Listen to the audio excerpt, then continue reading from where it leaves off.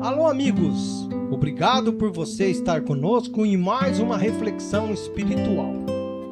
Hoje nós vamos falar sobre Jesus e a mulher adúltera. Um fato maravilhoso que está escrito nas Escrituras Sagradas para o nosso conhecimento. Vamos aqui relatar um julgamento onde tudo parecia que era uma decisão contra a lei da época, a lei mosaica.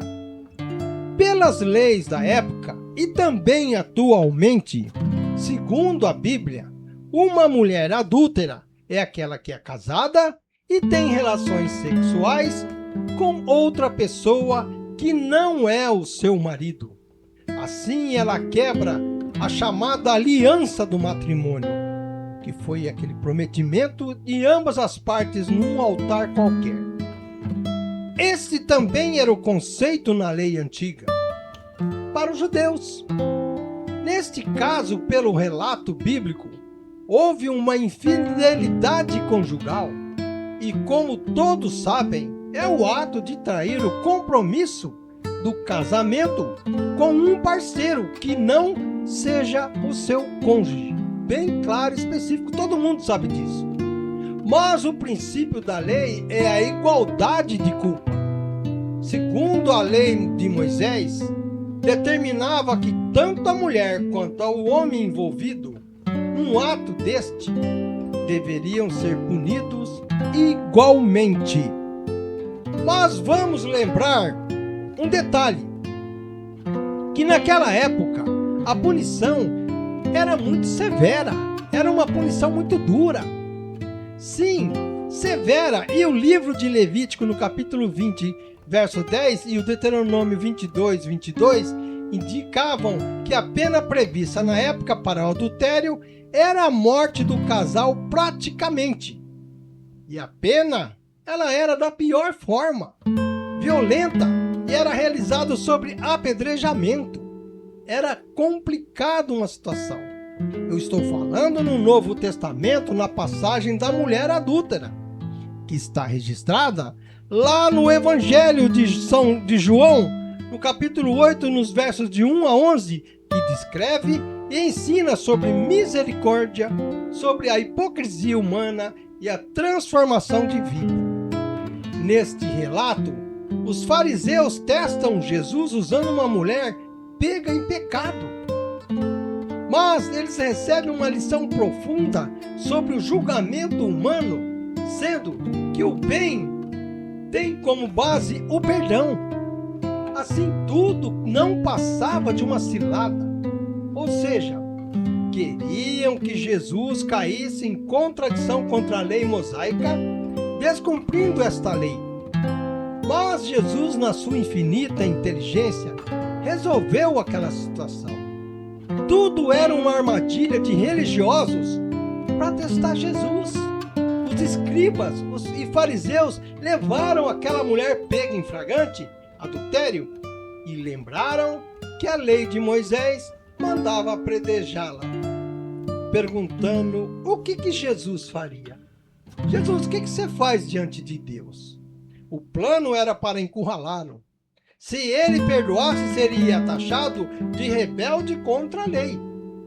Se concordasse com a morte, perderia sua fama de misericordioso. Então vamos resumir. Resumindo, no linguajar de hoje, era 8 ou 80. Não tinha nem meio caso. Neste caso, a lei exigia a punição de ambos os envolvidos no adultério. Mas os líderes trouxeram apenas a mulher, não trouxeram o homem, revelando que usavam a situação friamente como um jogo político, e não por amor à justiça, para que seja feita justiça. A Bíblia ela não relata que naquele momento o homem que também errou estava presente. Não, aquele homem que errou também não estava presente. Mas Jesus usou toda a sua sabedoria. Como sequência na presença de todos, Jesus usou o silêncio e um gesto. Ele usou o silêncio e um gesto. E começou a escrever no chão com o dedo. A Bíblia, ela não diz o que ele escreveu. Mas nesse tempo de silêncio de Jesus, ele desarmou a euforia e a agressividade daquela multidão. Todos queriam o apedrejamento. A sua atitude acalmou os ânimos pela sua expressão de paz e tranquilidade em relação àquele fato de poder ter um julgamento justo. Então, Jesus usou uma famosa frase. Ao insistirem na resposta, após a pergunta, Jesus levantou-se e disse calmamente: aquele que de vós estiver sem pecado, seja o primeiro a tirar-lhe a pedra. Com isso, ele redirecionou o foco do pecado alheio para a consciência moral de cada acusador que ali estava presente. Todos ficaram atônitos com essa resposta. De todos os apresentadores presentes, e o silêncio tomou conta daquele ambiente. Houve um silêncio total. Quem haveria de se manifestar? Ninguém ousou se manifestar. Acusados pela sua própria consciência, os homens foram se retirando um a um, do mais velho ao mais novo, mostrando que ninguém é puro o bastante para apontar o fim definitivo do outro. Foi uma tática de inteligência de Jesus. Mas Jesus, movido pelo espírito de perdão, recomendou à pecadora um novo reinício. Aquela mulher tinha sido absolvida. Ficando sozinhos, Jesus perguntou se ninguém a havia condenado. Ouvindo que não, ele afirmou: nem eu tampouco te condeno.